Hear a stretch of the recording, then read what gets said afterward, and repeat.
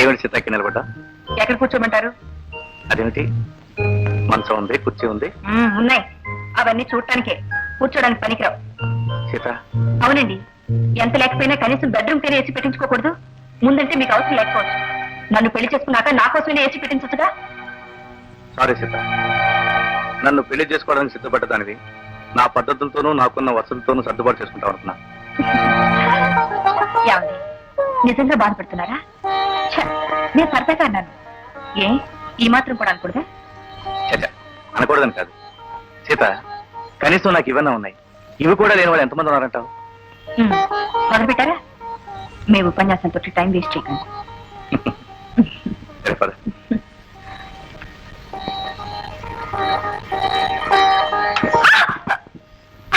ఏమిటండి ఇది?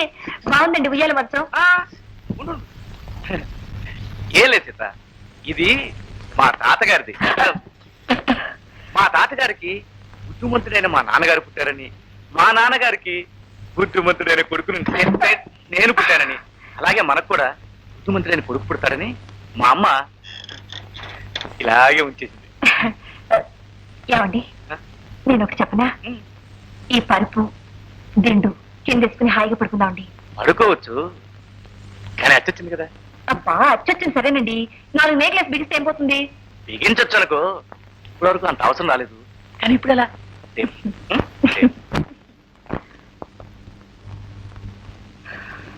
కుక్కగా ఉందా? ఫ్యాన్ ఉంది, కాలుస్తుంది కదా. ఏం పర్వాలేదు.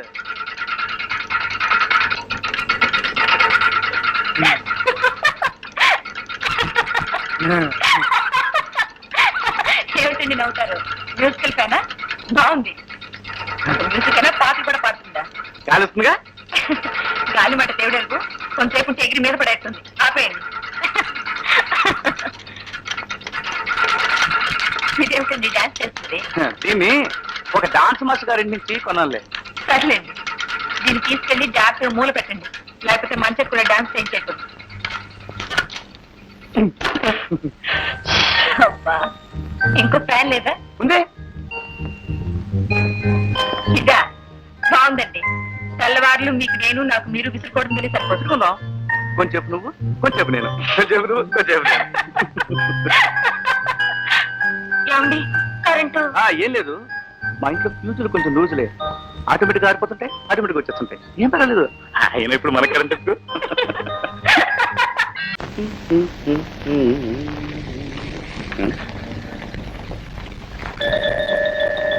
నువ్వు కాఫీ తెస్తున్నావుట్రా? మెమ్మడికి వెళ్ళింది.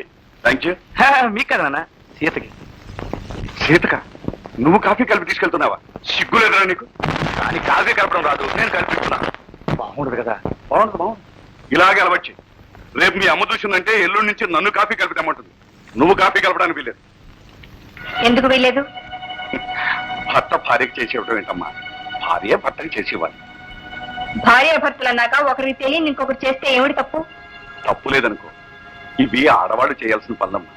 నిజంగా నీకు తెలియదు అనుకో, మీ అత్తగారు ఉంది, అడిగి తెలుసుకో. అదంతా నాకు అనవసరం. నేను ఇలాంటి పనులేవి నేను చేయలేదు. నేను ఆయన్ని కావాలనుకుని పెళ్లి చేసుకుని వచ్చింది కాఫీలు కాయడానికి, ఇల్లు వచ్చడానికి కాదు.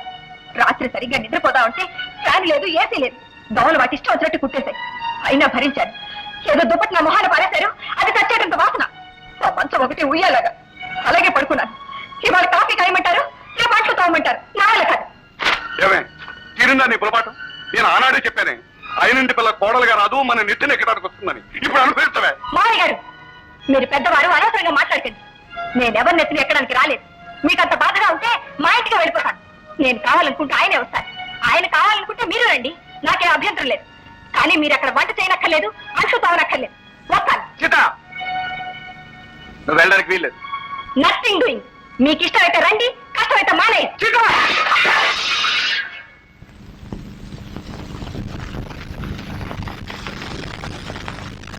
ఏమండి,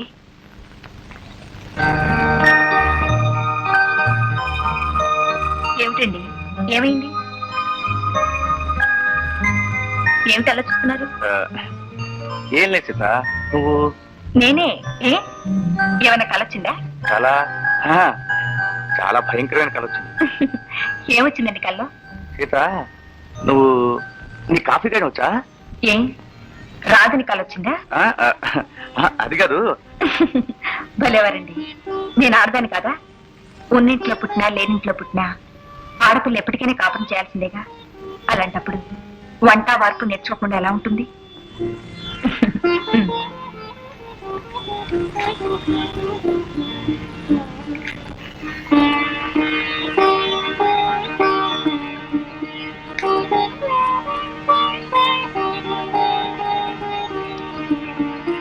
మావయ్య గారు, కాఫీ. నువ్వు తెచ్చావేంటమ్మా? స్నానం నీళ్ళు తోడాను. ఇప్పుడు చేస్తారా కాసేపు ఆగి చేస్తారా? ముందు వాడిని చేయని అమ్మా, తర్వాత నేను చేస్తాను. అలాగే.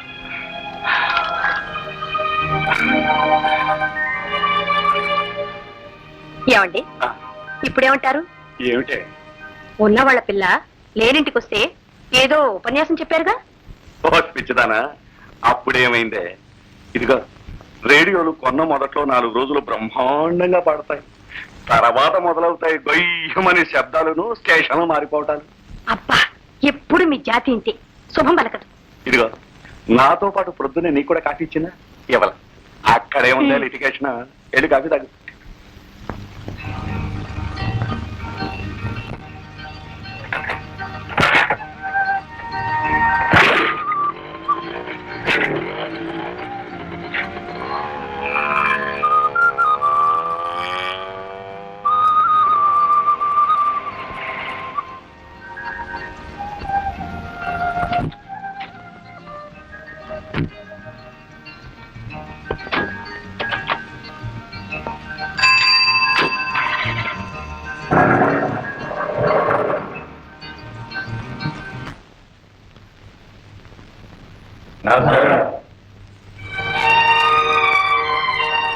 నమస్కారం, రండి.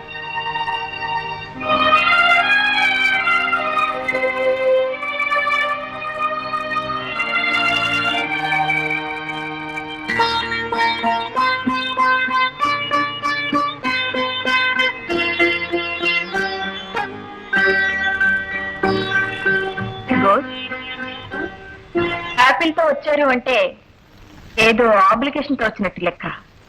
దండ కూడా చేత్తో పట్టుకొచ్చారు అంటే ఏదో అప్లికేషన్ జేబులో పెట్టుకొచ్చినట్టున్నారు. పొరపాటు మేడం. పెద్దవాళ్ళ దగ్గరికి, పసిపిల్లల దగ్గరికి వెళ్ళేటప్పుడు పండుతోనో తీపి వస్తువుతోనో వెళ్ళాలంటారు. అలా వెళితే వ్యవహారం తీగా ఉంటుందట. ఓహో, మేమేమనుకుంటావో తెలుసా? ఏమన్నా నోరెత్తకుండా ఉండడానికి ఈ పండు, ఏం మాట్లాడినా తలెత్తకుండా ఉండడానికి ఈ దండ. భలే మేడం. ఇట్స్ ఆల్ రైట్, చెప్పండి. ఏం లేదు మేడం, మీరు వచ్చిన నాళ్ళకి మిమ్మల్ని ఇంత ఆనందంగా కలుసుకునే అవకాశం వచ్చింది. కానీ మొట్టమొదటిసారి మా బాధలు మీకు చెప్పుకోవాల్సి వచ్చినందుకు బాధగా ఉంది. అయినా మీతో తప్ప మా బాధలు ఇంకెవరితో చెప్పుకుంటాం? చెప్పండి. మేనేజర్ రవి గారితో చాలాసార్లు మా బోనస్ గురించి చెప్పాం, కానీ దాని గురించి ఆయన పట్టించుకోలేదు. మీరైనా పెద్ద మనసు చేసి బోనస్ ఏర్పాటు చేస్తే మాకెంతో సహాయం చేసిన వారు అవుతారు. ఓకే, నేను ఆడిటర్తో మాట్లాడిన తర్వాత చెప్తాను. ఆ చెప్పేది ఏదో కాస్త తొందరగా చెప్పండి. ఎందుకంటే ఇందులో కొందరు కొత్తగా పెళ్లిళ్ళు చేసుకునే వాళ్ళు కూడా ఉన్నారు. నిన్నైతే పాపం మావిడ అసలు నిద్రపోలేదంటే నమ్మండి, సరైన ఫ్యాన్ లేక. ఆ ఉన్న ఒక్క ఫ్యాన్ కూడా ఒక్కటే సౌండ్ డమ్మడమ్మడమ్మని. భార్యకు ఒక మంచి చీర, కనీసం పడుకోవడానికి మంచి మంచం కూడా కొనుక్కులేని ఉద్యోగాలు ఎందుకండి అని మావిడ అడిగిందనుకోండి, నేనేం సమాధానం చెప్పగలను చెప్పండి. అంచేత మా ఆడవాళ్ళు మిమ్మల్ని తిట్టకముందే ఆ చేసేది ఏదో కాస్త తొందరగా చేయించి పెట్టండి. ఉన్న వాటితో సర్దుకుపోలేని భార్య కూడా ఒక భార్యనా? సర్దుకుపోతుంది కదా, నా భార్య గురించి పట్టించుకునే భర్త కూడా ఒక భర్తనండి. ఏమండి, నేను మాట చెప్తానండి, ఎప్పుడు అడిగే భార్యలకు ఏమీ ఇవ్వకపోయినా పర్వాలేదండి, అడగిన భార్యలకండి కొంచెం జాగ్రత్తగా ఉండాలి. ఎందుకంటే చూసి సడన్ గా ఎదురు తిరుగుతారండి. నేను వెళ్ళొస్తానండి.